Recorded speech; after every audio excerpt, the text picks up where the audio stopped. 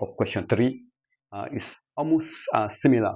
The difference is just that the other one, there is no 3 there. There wasn't 3 in that other one, but we have power 3 in this case. So in that case now, it calls for what? Logarithm what? Differentiation. So take what? Take ln of both sides. So that will be ln y equal to what? Equal to ln of that function. Okay? So apply your logarithm rules. So that will be ln.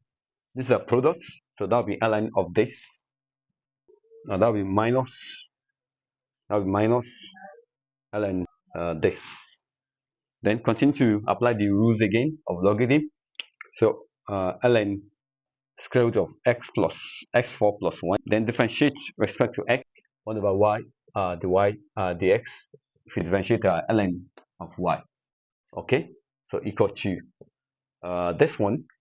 If you differentiate 10, that will give you sec square the function, and the function is x to the power 5.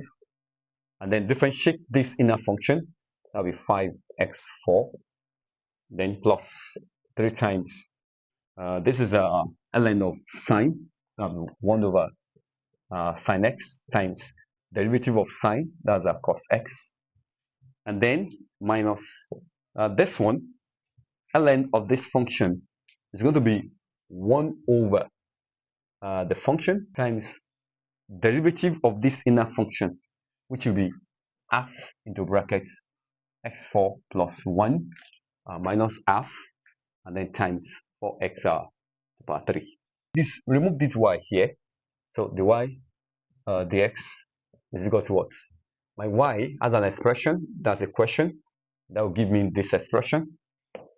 So open your brackets, cos over sine, that's a cot, that's a cot x. This one, 2 here 1, 2 here 2, so we're having minus 2x cubed all over this one.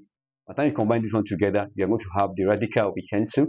So we have x4 plus 1, and then you close your brackets. If you're new on this channel, you have to subscribe. I want to say there is a watermark on the video. Click on it and subscribe. Don't stop there. Click on like button and begin to type your comments. Make this section interactive, and I promise I'm going to respond to your question as soon as possible. Next question, question 4.